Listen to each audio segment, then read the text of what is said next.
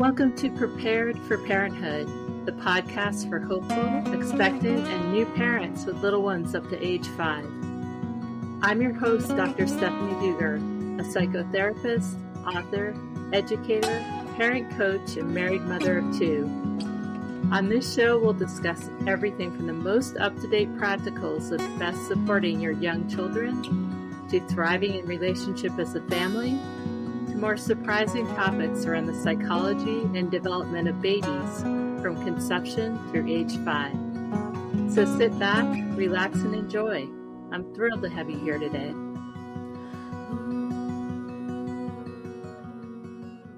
I'm excited to have Madison Fugere on board with us. She is the owner and founder of Serene Moments, LLC, and she provides support to families as a DANA certified postpartum doula, as well as a Center for Pediatric Sleep Management certified sleep consultant. Madison holds her bachelor's degree in child and family studies and is a prior nanny and a daycare manager.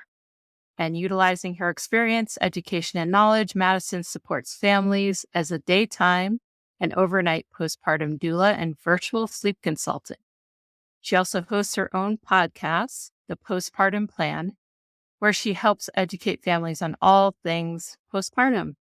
So welcome, Madison. So glad you're here. Thank you so much for having me. I'm excited. Yeah.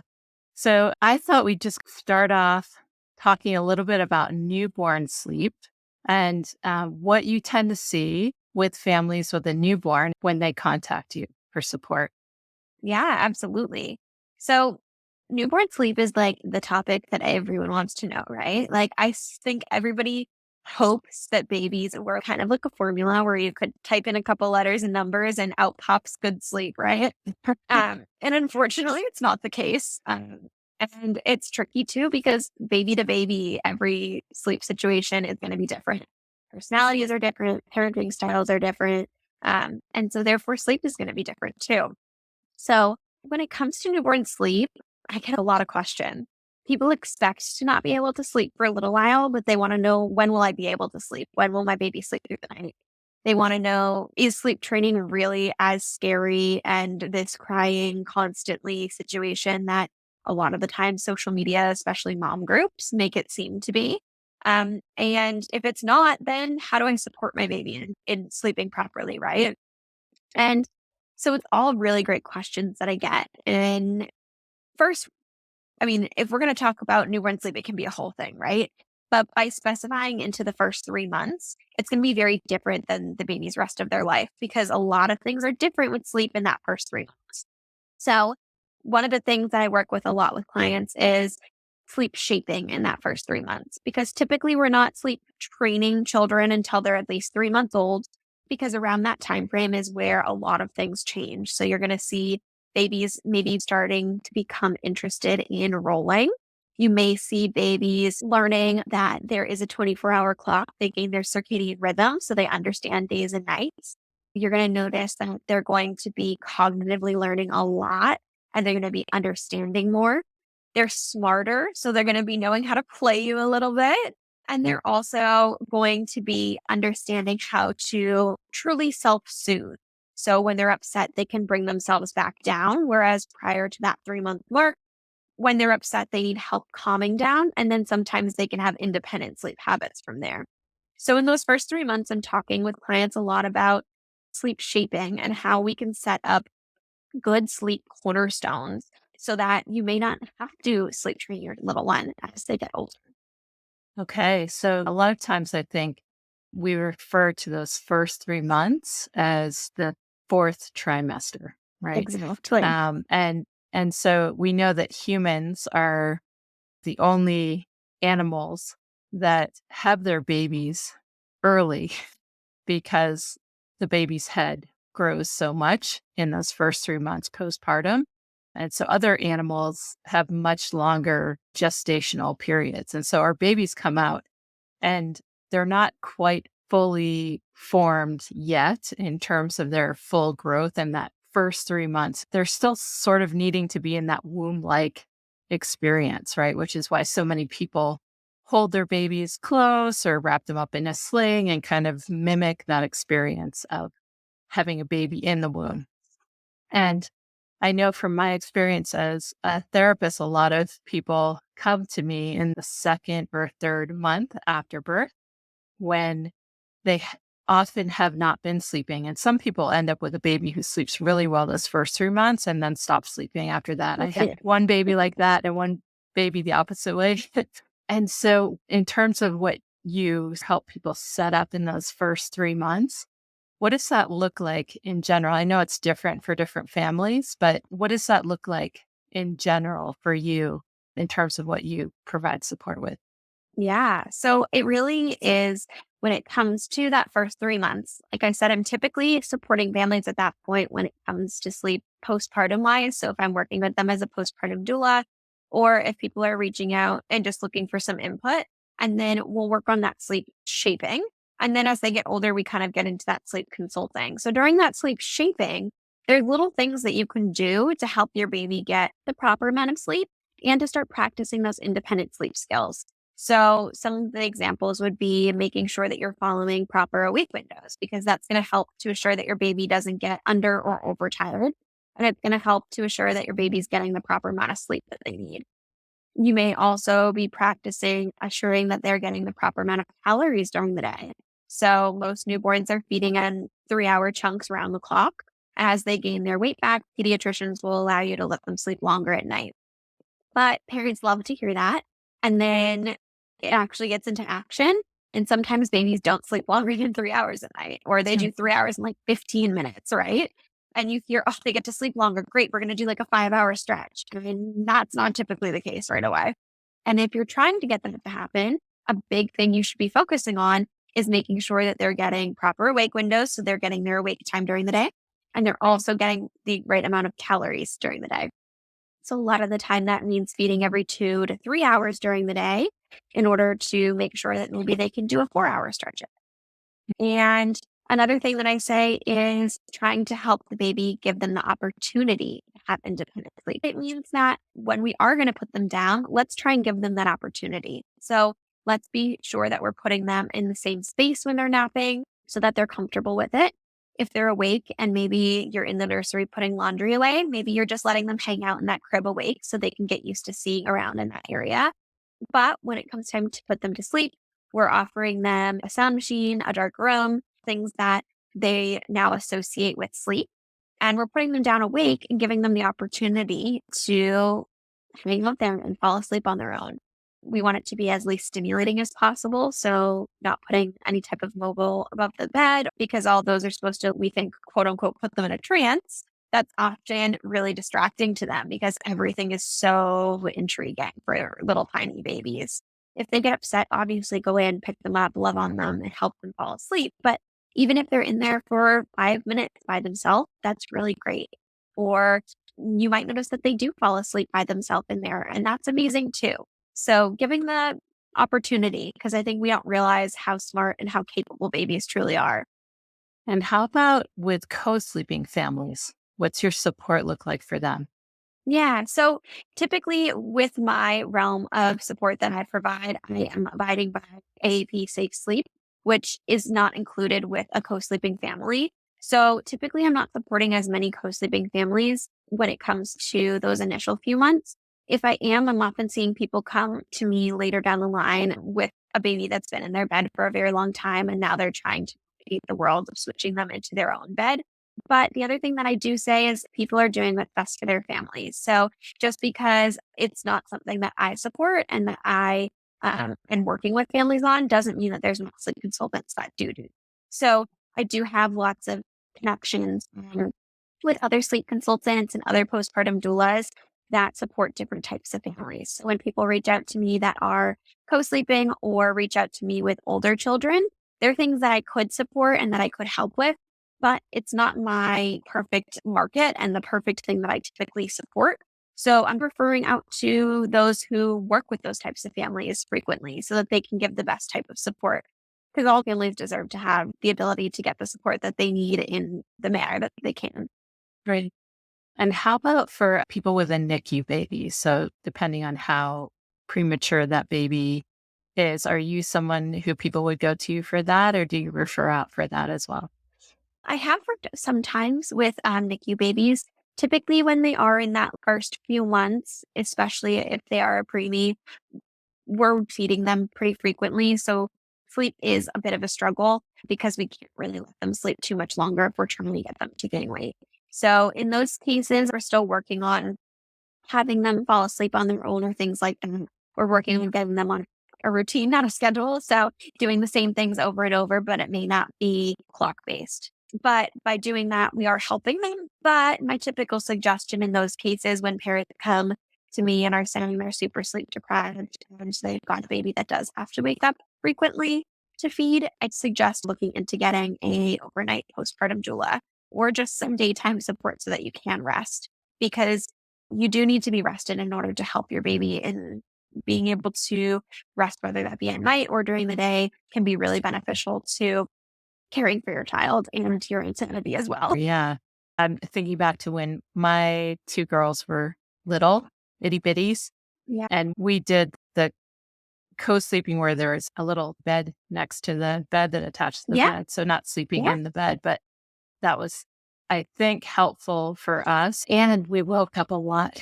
Like, I think I just want to normalize that for a lot of people, it's just what happens. And babies grow at Yes. different rates, right? And part of the challenge, I feel like, is for moms who are nursing, if you're wanting to feed more frequently during the day, that means your milk is filling it more quickly as you feed Right. more during the day, which means you have to wake up more at night to either pump, or you might wake up engorged and that can be painful. So, do you have support for mamas who are trying to feed more during the day? And then how do they make it through the night if they are needing to wake up and pump? Absolutely. Yeah. So typically, when we're talking about milk supply in the early days, we're still establishing. So feeding every 2 to 3 hours and then at night feeding every 3 to 4 hours shouldn't be a horrible engorgement situation when you're waking up after 4 hours and you're in a ton of pain. You're going to feel full, but you shouldn't feel in a crazy amount of pain from the engorgement at that point.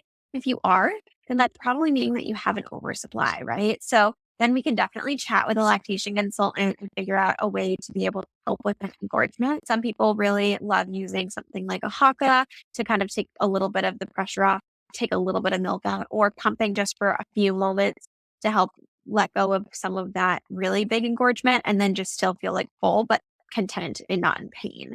When it comes to feeding at night, it's true though, we don't want to be fully pumping or emptying the breasts and then having baby waking up super soon after. So it does make like the scheduling a little bit of a game. And so you really want to think to what is your goal? Are you wanting to pump and offer bottles at night so that your partner or somebody else could help you? Or are you wanting to nurse exclusively? And what does that look like? And like you said earlier, it really is different for every family. So finding a way to figure out what is supportive for each family is really important to know. How can each family navigate their goals and reach their goals in a manner that is physically possible, but also emotionally and mentally feasible for them? Mm. And you mentioned a haka. For Yes, anybody who doesn't know what that is, including myself, what is a haka? absolutely. So Haka is the brand, and it is like a silicone bottle looking thing that has like a flange like looking thing on top. And it is what they call technically a manual pump, but it's more of a suction type catching mechanism. So there's a way to be able to squeeze this bottle of the Haka and attach this flange to your breast. And it's a passive way of collecting milk. So it creates just a little bit of a suction that it will start to stimulate the breast enough to get a little bit of milk out, but it's not an electric pump where it's going to be truly taking milk out aggressively. They also make ones that go in the bra that are like milk collectors. So if throughout the day in between feedings, you notice that you're leaking, rather than utilizing those little breast pads, you can utilize these little cups that will collect the milk. So that way you're actually being able to utilize it rather than just throwing it away. So there's different type of mechanisms like that. Some people swear by them. They absolutely love them. Some people don't really like them. It really depends on your supply and like your personal preference. Super helpful. Yeah. Um, so you mentioned after the first trimester, things tend to shift sometimes for families. And some of that is just because baby is growing and becoming more aware and kind of Absolutely. looking outwards, is able to see a little better and notice things outside of stuff that's closer, like the mom or the person who's holding them, right? Yeah. And so, what's your support for people who are calling you at that point and are like, okay, maybe we got through this first trimester and now we're feeling like things are getting hard. It's been 4 months or whatever. What's your support for those people? Yeah. So the first 3 months, I'm doing a lot of in-person postpartum support. If people are looking for support and I'm not nearby, in those first 3 months, I'm typically doing like a Zoom Ask Me Anything styled call or able to support and answer questions they've got or supporting people through a membership that I've got. When they reach out after that, a lot of the time it is sleep related questions. We've gotten into the groove and we know their cues on when they're hungry, but now they are still waking up every 3 hours in the middle of the night. And sometimes I get those calls at 3 or 4 months. Sometimes I get those calls at 8 or 9 months, still with people saying my baby's waking up multiple times a night. I say that with that first 3 months as well, between the 3 and 4 month mark, you're going to get a sleep regression. So that's typically during that time frame when people reach out. They're saying, "Oh my gosh, my baby was a great sleeper, and now I don't know what is happening." Or, "Oh, my baby still is waking up as much as they did when they were a teeny tiny." And so during that time, I'm typically offering some virtual support. We're meeting preemptively before sleep training and we're talking about the sleep struggles. Then they are often filling out a large questionnaire. I tell people it feels like they're writing a book about their baby. And they tell me all about their sleep struggles, about their baby's daytime schedule, nighttime schedule. They tell me about personality of the baby, parenting style, all of those types of things. Because for me, I feel that sleep consulting should be different for every family because I support families from 3 months old until 4, 5, 6 year olds. And what works with a teeny tiny is not going to work with a preschooler. And what works with a family A isn't going to work for family B. From there, I offer methods that I think will be best for that family. And then collaboratively, we work together virtually to implement this and be able to support the child with lots of different methods and avenues. And so, as parents are handling sleep deprivation, do you support the parents? Often people are pretty desperate, right? Because Yeah. sleep is so critical and it impacts everything in your world. And so, there's the piece of, I need my baby to get to sleep, I need them to sleep better. But there's also the piece around, I, as a human being, I need to sleep.